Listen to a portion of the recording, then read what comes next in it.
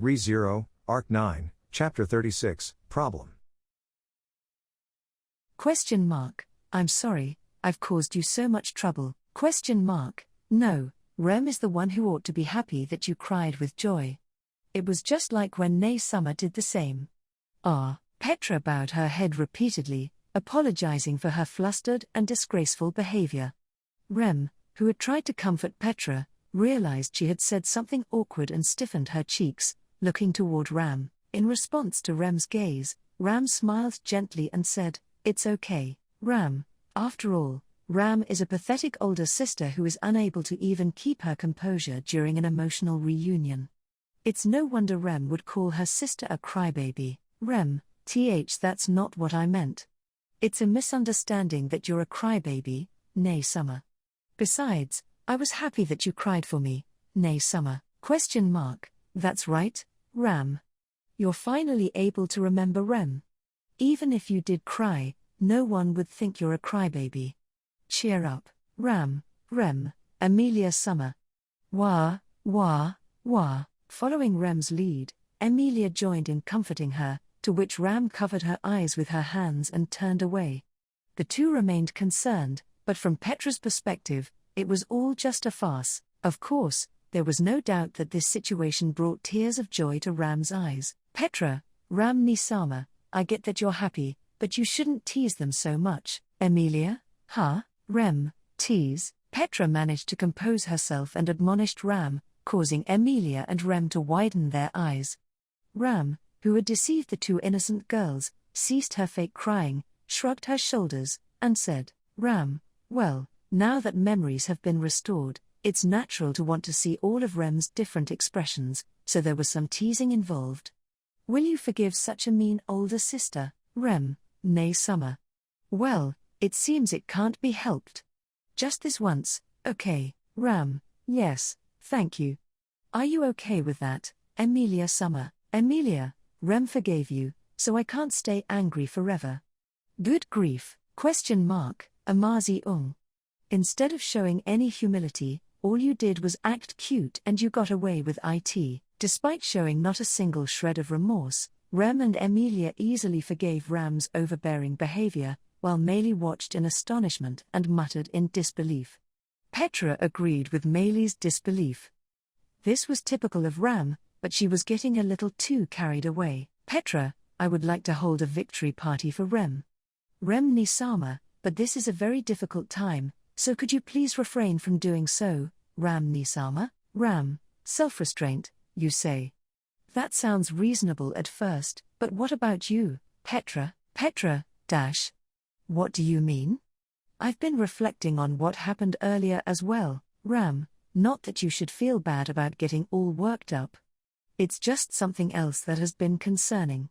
Ever since a little while ago, it seems you have naturally positioned yourself between Rem and Amelia Summer." Ram pointed this out with one eye closed, and Petra widened her eyes with a "huh?"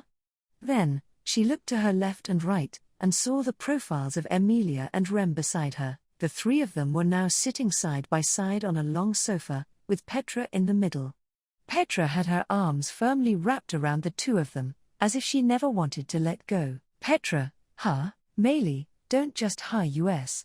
After you hugged Rem Oneisen, Rai naturally pulled her along with Yo-Yu. Even Amelia Oneisen was pulled along to Petra, sorry. It seems like my love for both of you overflowed." Petra reflected on her actions in light of Maylie's continued exasperation. However, her excuse was precisely the same as Ram's earlier, causing Ram to let out a "ha." "Rem, it's okay, there's no need to worry, Petra-san. Rem also wants to fill in the gaps in her memory piece by piece." "Petra, Rem Nisama, Rem, besides, Rem didn't think Petra-san and the others in the village got along with her very well, so it's a pleasant surprise to find that they cared so much." With Petra's arm wrapped around her, Rem blushed slightly and gave a shy smile. From Rem's perspective, her relationship with Petra and the others was at its peak around the time the royal selection began during the month when Subaru was taken in at the mansion. Before that, they had been merely passing acquaintances at best. That was why Rem's perception was not wrong. The reason Petra held such strong feelings for Rem was not so much because of her own emotions, but because of the extent of Subaru's influence. However, despite that, she still felt them. Petra, Rem-ni-sama, smiling and looking shy, how precious. Emilia, Petra-chan, your ears are really red. Are you okay? Petra, that's not true. This isn't two-timing. Emilia Nisama is number one. Emilia, huh? That's right.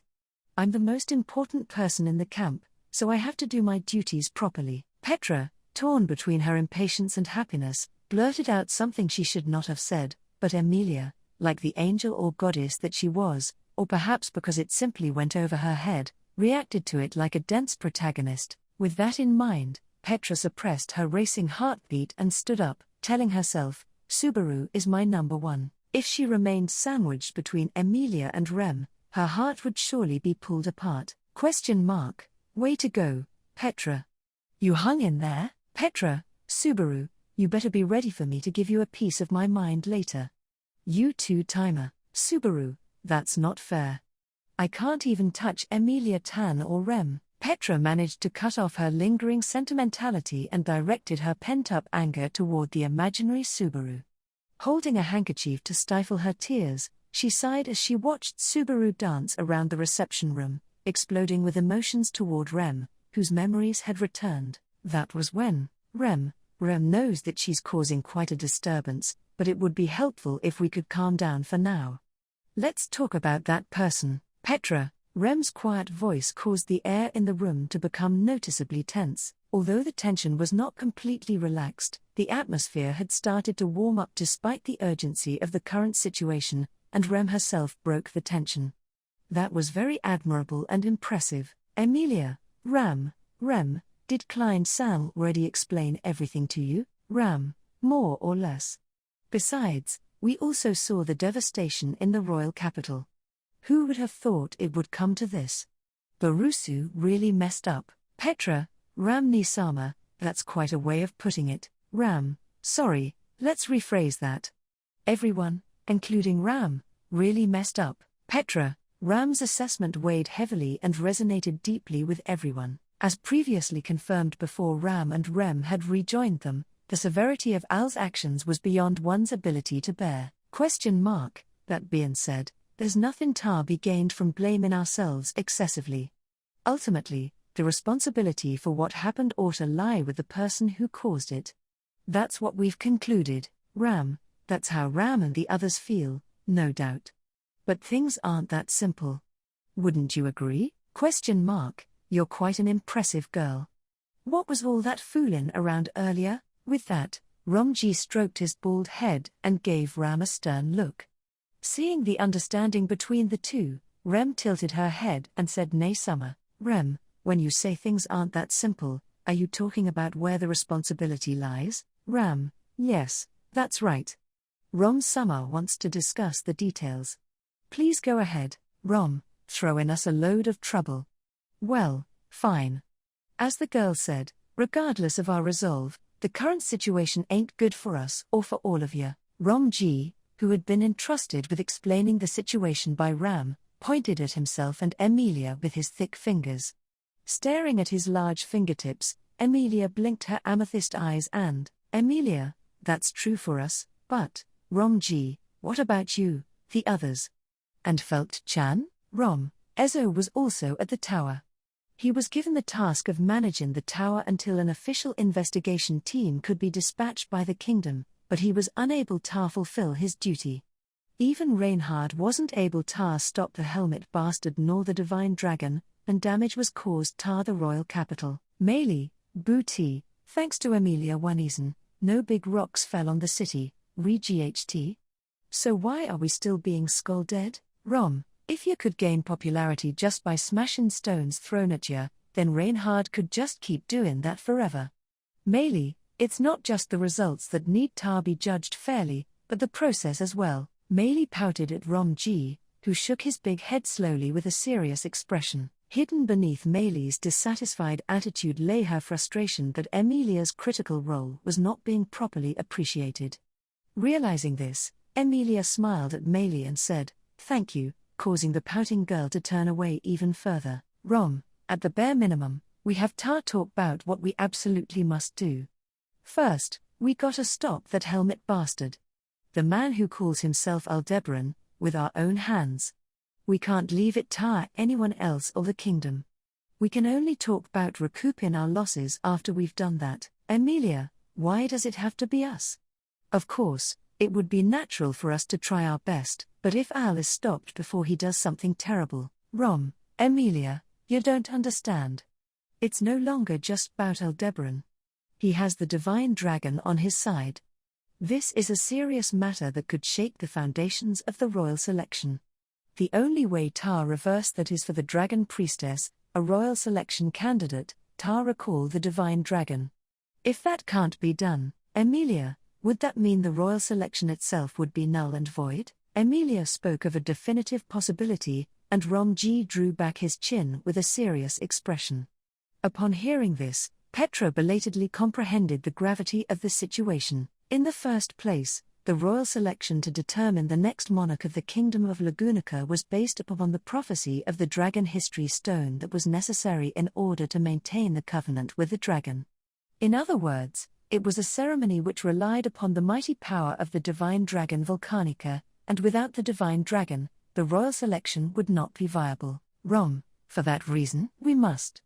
The only solutions to stop Aldebaran, the one who's bewitched the divine dragon, by the hands of a royal candidate. This was a fundamental prerequisite for settling this crucial situation, and for the continuation of the royal selection. The words of the old giant, the wise man from the Felt camp, who had long seen the world, possessed conviction which none could refute. The destruction of the world by Al's hand must be averted.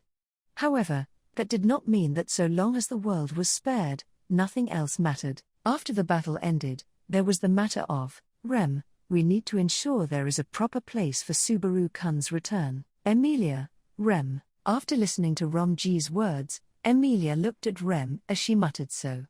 Rem met her gaze, her pale blue eyes filled with resolve, responding with "That's how it should be, is it not, Rem? That person, he did the same for me."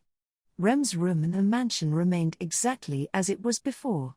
Because Subaru-kun thought so highly of her, Rem was able to remember the things she had forgotten. It's all thanks to the morning star that Subaru-kun polished every day. Indeed, Rem emphasized that forcefully, with an iron ball attached to a chain in her hands, the morning star. Overwhelmed by the chain's rousing resonance and Rem's vigor, Emilia tilted her head. Emilia, thanks to the morning star, Rem, yes. It may surprise you, but it was in the moment upon touching the morning star. Every memory up to that point came flooding back. Thinking that it was all just that person's obsession was a misunderstanding. There are so many things to apologize for. Lowering her eyes as if ashamed of herself, Rem recounted how her memories had returned to her. Troubled by Rem's impassioned plea, a wide-eyed Emilia waved her hands about. Perhaps, it was a matter of timing. That which Gluttony, whom Al had released from the prison tower, had done was likely related to the rebirth of Rem's memories and name.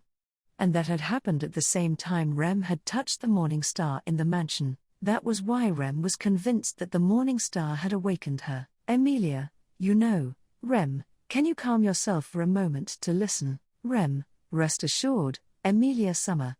With this morning star, Rem will surely be of help in getting Subaru-kun back. After that is done, let us discuss what happened in the Empire and the future. Emilia continued to look troubled as Rem clenched her fists with an attitude of determination.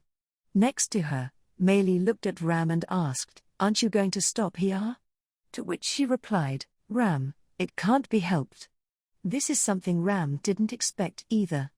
Who would have thought that Barusu's ridiculous ramblings about polishing it every day would actually prove useful? Meili, it's really bad that I'm the one with the most common sense Meili lamented the situation, in which even Ram had placed too much faith in the power of the morning star. In any case, it was necessary to share everything they knew concerning Gluttony with Rem and the others, including their speculations. Petra decided to leave that to Emilia, and turned back to Romji, keeping the dream-like interplay between Emilia and Rem in the corner of her eye. And then, Petra, Client near Sama still hasn't returned with the master and the others. But we don't have much time. We'll be cooperating with Rom Ojisin, right, Rom? Yeah, that's right. It's our consensus that the royal selections gotta continue. Petra, then, please tell us all about it. Rom Ojisin, what have you noticed about Al-San? Rom-ji had joined up with them in the plains and had accompanied them as they rushed to the royal capital. For the sake of Klein's compression, he had opted to act separately from Tonchinkan and the rest, but he had been laying the groundwork for fighting alongside Emilia and the others, saying that he had critical information concerning Al that he had obtained during their previous clash. From the discussions up to this point, the Emilia and Felt camps were of one mind. It was time for both sides to open up to each other. Thus, Petra urged Rom-ji.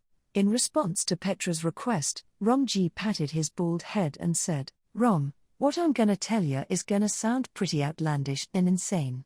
I didn't keep it a secret 'cause I wanted ta seem important or nothing, but 'cause it's so unbelievable. Petra, it's okay. I'll believe you, Rom Ojisin. I'm sure Rom Ojisin would be surprised if he knew. Seriously, Rom, you're also quite the peculiar girl, aren't ya, Petra?" Perhaps mistaking it for lip service, Rom-ji lowered his eyebrows and muttered in exasperation, but there were no lies in Petra's words. Petra trusted Rom-ji.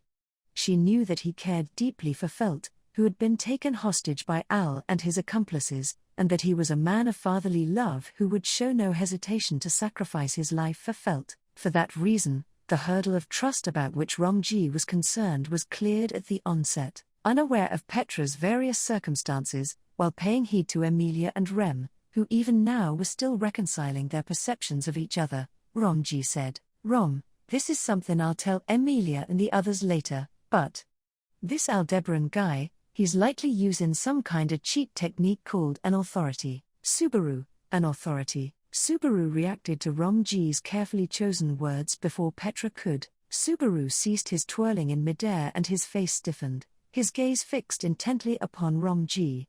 The imaginary Subaru's reaction was understandable. They had just heard it from Klein's mouth, but both Petra and Subaru were familiar with the word authority and its more sinister significance. It was a word that had been uttered by the Sin Archbishop of Sloth, and by the Witch of Greed who slumbered in her tomb, the manifestation of a formidable right which allowed one to interfere with the nature of this world, to overturn concepts, to selfishly paint over those laws. The reason Rom-ji concluded that Al utilized one was because, Rom, this guy, it seems like he's able to go back to time gone by. But it don't seem to go very far back, though. In the end, just what was it that she absolutely needed to do? That problem, which had accompanied her endlessly since the days she had been small and weak, continued to familiarly haunt Felt even now that she had been taken by the Aldebaran crew. Felt, geez, it's so damn irritating. Scratching her head at that frustration, Felt spat out the bitterness that had been festering in her stomach. Feelings of powerlessness and resignation, albeit definite, were of no use, this Felt knew. Despite that, despite neither quenching her throat nor filling her belly, they would seek to fill up people's bodies, welling up by every means just to get in the way. Felt, tisk, with a click of her tongue, Felt sunk her teeth into the dried meat served to her for dinner, chewing it apart. Finding herself clearly unsatisfied with the overly salty flavor, she was disgusted with how spoiled she had become. It had been a mere 2.5 days since they had been parted, yet she longed for the cooking of flam and grasses. Even the heavily seasoned, manly meals that Ezo, Rachins, and the rest would sometimes bring to the table were far preferable to these portable dishes. Flam and grasses would get mad at her if she made Reinhard cook, as it was a task below his station, so she did not make him do so, but when Felt had him make sweets in secret, he was not bad at all. Unfortunately, Felt and Rom-ji's culinary skills were so horrendous that she was amazed she had not died of food poisoning in the over 10 years she had spent at the Loot House. That was likely the source of Felt's meager growth when compared to others of the same age. Regardless of the culinary circumstances of her camp, Felt, I can't cook or nothing.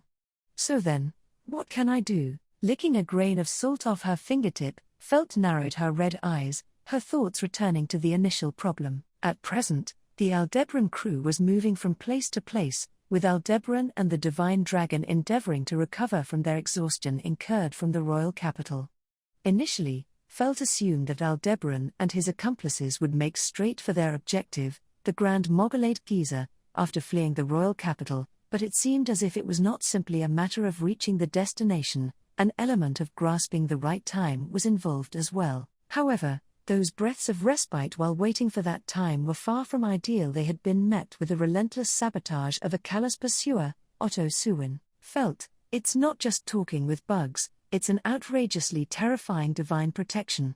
Or rather, what's terrifying is probably not the divine protection, but Zodabug Naichan himself. Otto possessed a quiet and ignorant face, but his true nature seemed to be that of an individual warranting extreme caution. Ultimately, every divine protection served as nothing more than just another tool. No matter how fine a sword one held, if they were not equipped with the strength to swing it, the ambition and opportunity to learn how to wield it, and the courage to brandish blade when the time came, then the sword would merely be a fine decoration. Otto had the strength, the opportunity, the ambition, and the courage. Thus, Felt would have no choice but to prove that she too possessed those things, swordless as she was. Felt that need Chan's going all out on the offensive. Plotting some damn nasty stuff. With the divine protection of the soul of language, Otto had allied with bugs, birds, and fish, without allowing the Aldebaran crew even a moment of tranquility. He was constantly forcing them to counter. The buzzing of insects and the distant howling of beasts, the pollution of water and contamination of food supplies. His methods of attack were diverse, since they were unable to secure any sleeping hours. Felt, being dragged along with them, was also experiencing a headache, but getting caught in the crossfire like this was something Felt could discount as trivial damage. If possible, Felt would make use of her position accompanying the enemy to mercilessly contribute to Otto's tactics. Felt, I thought there'd have been plenty enough meaning in serving to suppress the divine dragon, but that alone would not suffice. She had understood that through the battle between divine dragon and sword demon at the royal capital, even if Felt's presence curtailed the divine dragon's power by 10%, the remaining 90% was still enough to display catastrophic power. That was the true worth of the divine dragon Volcanica, considering the possibility that from here forward, Romji would seek a rematch against Aldebaran's party after his initial defeat. Her current state was lacking. At present, that was the problem that the captured Felt ought to face. Felt, no, I guess also there's one more. Muttering so, Felt turned her eyes toward the other problem, visible from her position. To her fore, across the crackling bonfire, a man sat facing Felt. No, he could not be described as facing her. After all, his face was downcast, with nary a glance in her direction. Clutching a sheathed sword to his chest, silently cowering as if he were deceased, the red-haired man radiated a sense of vexation in every direction. Heinkel, left alone at the entrance of a cave naturally formed in a rocky wall, Felt and Heinkel were spending a dismal time together, waiting for the ones who had gone to ascertain the safety of the surroundings and remove obstacles. For the time being, Heinkel was supposed to be in charge of supervising Felt, but based on the ratio of who was looking at who, it would not have been possible to tell exactly who the supervisor was. That manner of rejecting the outside world, to the point of neither touching his dried meat dinner nor putting water to his lips, thoroughly rubbed Felt the wrong way. Felt had declared that she had no ruler of good or bad with which to measure Heinkel's actions. There was no falsehood in that, and she would not alter her view, but she did have a ruler of liking and disliking to measure with. At the very least, his demeanor befitting a hollow despite yet living, was something she absolutely hated. Felt, oi, if you aren't gonna eat, pass me that dried meat. Heinkel, Felt, you can hear me? Yeah. Don't ignore. Whoa there. Albeit her initial belligerence, the dried meat she had used to broach conversation was thrown at her as if to shut her up. She hastened to pick it up, but Heinkel cast nary a glance in her direction. In that instant, thinking it foolish to unclench her fists, Felt called out oi once more. Felt, so, why the hell did you interfere back there? Straight to the point, Felt boldly cut straight to the source of Heinkel's cowering. Heinkel kept his silence, however. Given that he had flung the dried meat at her, he had not completely cut himself off from the outside world. Seizing on that, Felt lightly exhaled. Felt, your old man. How should I call him? The fight between Reinhard's grandfather and the divine dragon. I'm not really a warrior or anything like that, so I don't know the specifics of who was superior in that battle and stuff. But, you're supposed to be the divine dragon's ally, yeah, Heinkel. Felt, for you to have interfered there meant that things were looking bad for the divine dragon. That's an outrageous prospect, but there's also something strange about it. If your objective is the dragon's blood, then that grandpa being on the verge of victory ought to have been the perfect opportunity. Heinkel. Felt, even though you might have gotten your hands on the blood if the dragon died, you got in the way. Why is that? Using the other party's lack of objections to make her point, Felt bluntly lined up her words. As she had said, Heinkel's interference with the battle between Divine Dragon and Sword Demon was exceedingly unnatural when considering his goal. There was also a possibility that he had acted on impulses of a strong grudge towards his father, but before flying off with the Divine Dragon, Heinkel had requested the dragon to apply healing on Wilhelm, whom he had stabbed. In other words, Heinkel had wished for neither the Divine Dragon, nor the Sword Demon, to die during that battle. Felt, it's way too incoherent. Just what exactly are you thinking? It had been the moment she was about to continue her words. Immediately pinned down to the hard ground, an unsheathed blade was fastened to Felt's neck. Heinkel, you talk too much, brat. Right before her eyes, the bloodshot blue eyes of Heinkel were present. Perhaps because he had bitten the inside of his mouth, his breath doused her in a reek of blood, causing Felt to grimace. While she did so, Heinkel continued to slide the blade as if to intimidate Felt. Heinkel, if you don't want to feel the pain, then don't say such unnecessary go. Through an opening in that threat, Felt drove her fist forward without hesitation, straight into Heinkel's nose. Heinkel exclaimed ah? Rather than pain, it was the reality of having been hit that surprised him. As he stood up with the momentum, a kick to the chest sent him crashing onto his backside, and Felt looked down upon him. Felt, there's no way I'd be scared of you at this point. Saying that, Felt picked up Heinkel's sword which had fallen beside her. For a moment, Heinkel's body tensed, but Felt heaved a sigh and tossed the sword back to him. Heinkel snatched up the sword, eyes widening, but Felt just shrugged her shoulders in response. It might have seemed a mystery why she had returned the sword, but from Felt's perspective, it was the natural decision. Even if Felt went ballistic here, she could not beat Heinkel, and on the off chance that Heinkel thoughtlessly tried to cut Felt down, it was clear that Ye would be overjoyed.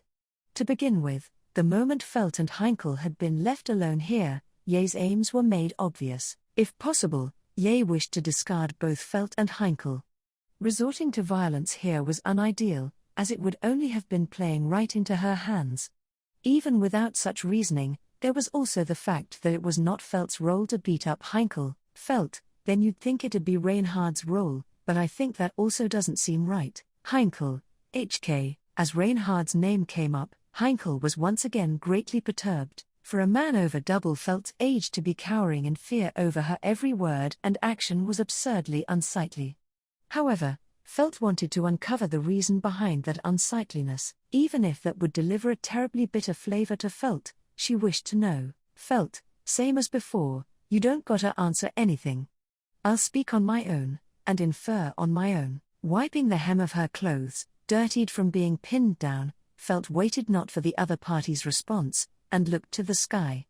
Within the night sky, visible through a fissure in the rocky wall, countless stars shone aglow with a brightness that did not belong. Glaring at the ironic beauty in that sky, Felt broached with as a matter of fact, Felt, what bothered me about the battle between the Divine Dragon and that grandpa was everything I said before. Even though you want that dragon's blood, the actions you took don't seem to add up. And so, there's one other thing with you that doesn't seem to add up either. It's gluttony. Heinkel, Felt, let's ignore the fact that that bastard's got the absolute worst personality, and that he never ever stops talking. Even without that, he's a good-for-nothing sin archbishop, and there's no way he'd ever be welcomed, but when it comes to reasons to hate that bastard, you ought to have way more than I do, yeah? Hushed, Heinkel gave no answer, but his breath caught upon hearing the question. Even if he did not respond with words, Heinkel's reaction was far too easy to read, and thus Felt narrowed her eyes. Released from the prison tower, Roy Alphard was being made to accompany them by Aldebaran as a necessity for his plan. There were endless reasons to hate, to detest the sin archbishops who brought forth many a tragedy, but Heinkel ought to have had a more precise, definite reason for enmity. After all, the woman who was Reinhard's mother, who was Heinkel's wife, the affliction of the ever-slumbering Lauana Astria bore a striking resemblance to that of the victims of gluttony. Felt, I said it once before, but I know about Reinhard's family circumstances. That your wife's been sleeping for over 10 years, and that you can't find a way to wake her up.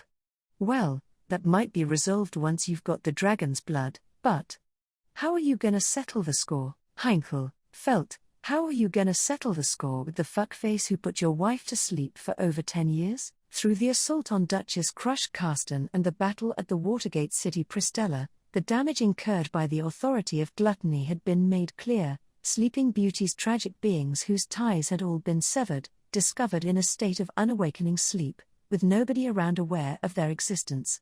It was uncovered that such individuals were none other than victims of the witch cult. Of course, that also ought to have reached the ears of Heinkel.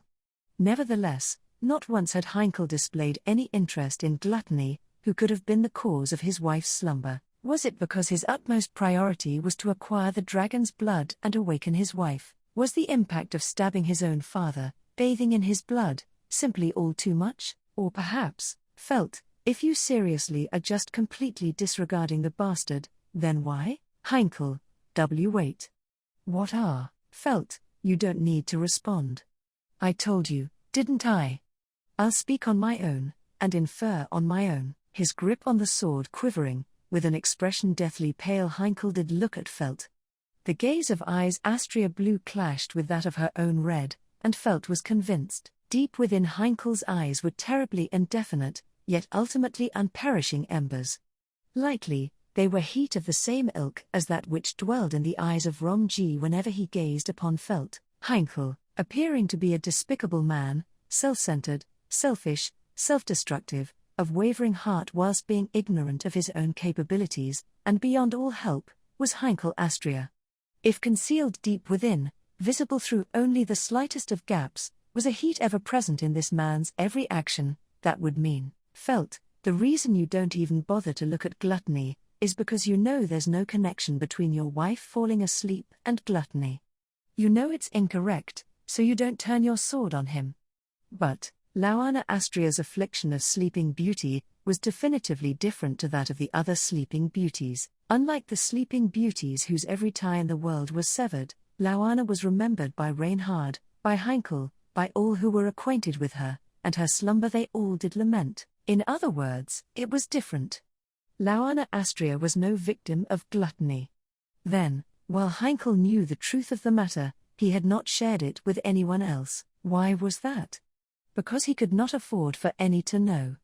The cause of Lauana's slumber, that cause was Heinkel, Reinhard, Felt, a pair of motionless, widened eyes, a voiceless countenance, a husky breath void of vitality, all of which became an answer more eloquent than words, lending credence to Felt's conviction, that which she absolutely needed to do.